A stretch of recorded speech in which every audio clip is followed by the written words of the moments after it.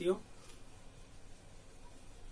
आज हम बात करेंगे according to Hindu law in a part 5th, what is the form of marriage and define its definition.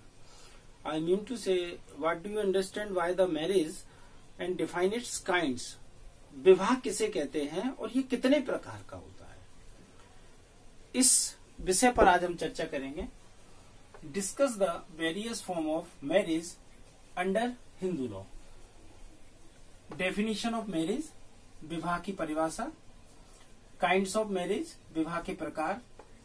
According to old system, यानी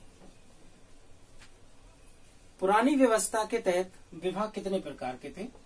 ब्रह्म विवाह, ब्रह्म marriage, देव विवाह, आर्ष विवाह, प्रजापात्य विवाह, गंधर्व विवाह, असुर विवाह, राक्षस विवाह और पिशाच विवाह।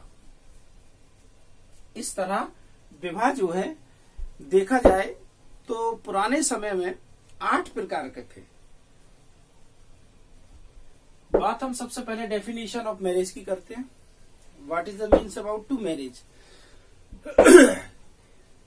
मुझे नहीं लगता है विद्यार्थियों कि मुझे आपको ये समझाने की जरूरत है कि what is the means about to marriage, क्योंकि मेरे द्वारा जो इसके पहले वीडियो लेक्चर अपलोड किए गए हैं उसमें मैंने मैरिज को बहुत अच्छे तरह से समझाने की कोशिश की है।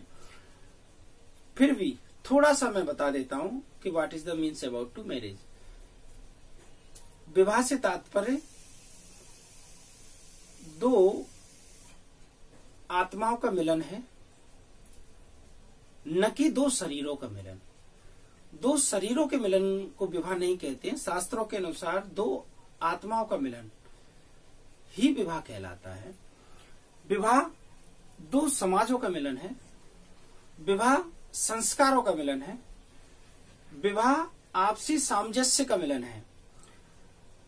और कानून के तहत अगर हम विवाह की बात करें तो ध्यान रहे, अकॉर्डिंग टू सेक्शन 5 इन्हें हिंदू मैरिज एक्ट 1955 डिफाइन किया है कि धारा 5 में बताए गए शर्तों के तहत जब विवाह किया जाता है तो वैध विवाह माना जाता है। ठीक। Kinds of marriage according to old system, पुरानी व्यवस्था की तहत विवाह कितने प्रकार का था। सबसे पहले हम इतिहास के पन्नों को देखते हैं कि विवाह पहले कितने प्रकार का हुआ करता था।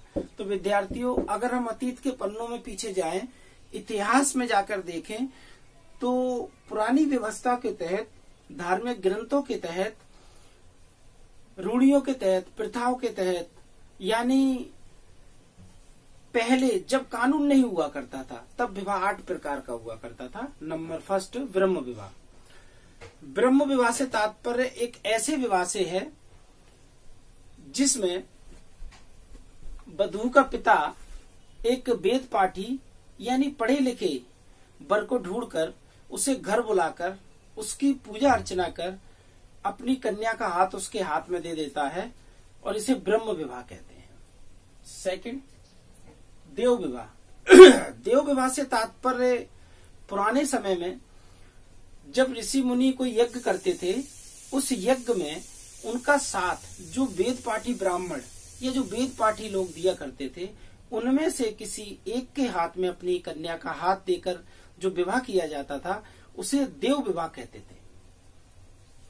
थर्ड, आर्ष विवाह। आर्ष विवाह से तात्पर्य है जब वधू का पिता वर को 2 गाय या 2 बैल या 1 गाय और 1 बैल देकर ये आशीर्वाद दे के जाइए, अब मैं अपनी वधू का हाथ तुम्हारे हाथ में देता हूं और आज से आप लोग अपना जीवन यापन करें और धर्म का आचरण करें। प्रजापात्य विवाह। प्रजापात्य विवाह और ब्रह्म विवाह ये थोड़े से मिलते जुलते हैं। जिस तरह ब्रह्म विवाह में वधू का पिता वर को अपने घर बुलाता था, ठीक इसी तरह वधू का पिता वर को सहित समाज अपने घर बुलाता है, सादर आमंत्रित करके।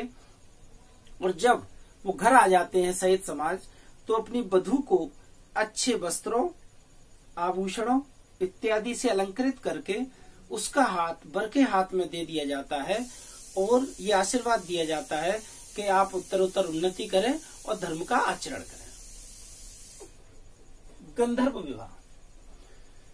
गंधर्व विवाह से तात्पर्य एक ऐसे विवाह से है जिसमें विवाह रीति रिवाज और संस्कारों पर आधारित होकर नहीं होता है, बल्कि जब दो लोग यानी कि एक महिला और पुरुष आपस में इंद्रिय या शरीर के आकर्षण के कारण, खिंचाव उत्पन्न होने के कारण एक दूसरे की ओर बढ़ते हैं तो उसे गंधर्व विवाह कहते हैं। असुर विवाह। विद्यार्थियों, जैसा कि आप नाम से ही समझ गए होंगे, असुर विवाह है तो डेफिनेटली कहीं ना कहीं कुछ ना कुछ इसमें गलत जरूर छिपा होगा। तो असुर विवाह से तात्पर्य एक ऐसे विवाह से है जिसमें वधू का पिता वर से कुछ धनराशि लेकर या कुछ शुल्क लेकर, कुछ पैसे लेकर, या वर अगर पहले से ही कुछ धनराशि वधू के पिता को देकर बैठा है, यानी कि वर की अगर कुछ धनराशि वधू के पिता पर पहले से ही उधार है, तो उस धनराशि के बदले भी वधू का पिता अपनी कन्या का हाथ असुर के हाथ में दे देता है और इसे बोलते हैं असुर विवाह। राक्षस विवाह। जाहिर सी बात है, इसका नाम भी राक्षस विवाह है तो ये भी कहीं ना कहीं कुछ गलत होगा। राक्षस विवाह से तात्पर्य एक ऐसे विवाह से है जिसमें वर वधू के पिता से लड़ाई झगड़ा कर, यानी लड़ झगड़ कर, मार पीट करके, हत्या इत्यादि करके, अंग भंग करके, एज यूजुअल किसी भी तरह से जोर जबरदस्ती करके वधू को अपने साथ ले लेता है, यानी जोर जबरदस्ती से उसकी कन्या के साथ विवाह कर लेता है। इसे राक्षस विवाह कहते हैं। पिशाच विवाह। पिशाच विवाह से तात्पर्य एक ऐसे विवाह से है जिसमें नींद में सोई हुई या मदहोश कन्या के साथ जब सहवास किया जाए तो उसे पिशाच विवाह कहते हैं। विद्यार्थियों, मेरे इस वीडियो लेक्चर में उन विवाहों के बारे में बताया गया है, उन विवाहों का वर्णन किया गया है जो विवाह उस समय प्रचलन में थे जब हमारे यहाँ कानून की कोई व्यवस्था नहीं थी। अर्थात इन सभी विवाहों का प्रचलन धर्मशास्त्रों के अनुसार था। उसमें भी धर्मशास्त्रों में ये बताया गया था कि 1 से लेकर 4 तक और 5 से लेकर 8 तक 2 वर्ग के विवाह छांटे गए थे। 1 से लेकर 4 तक के विवाहों को कानूनी रूप दिया गया था धर्मशास्त्रों में, यानी इन विवाहों को धार्मिक विवाह माना जाता था। ठीक, लेकिन 5 से लेकर 8 तक के विवाहों को अधार्मिक विवाह माना जाता था, इन्हें धर्म से संबंधित नहीं माना जाता था। विद्यार्थियों, मेरा आज का वीडियो लेक्चर यहीं समाप्त होता है। धन्यवाद।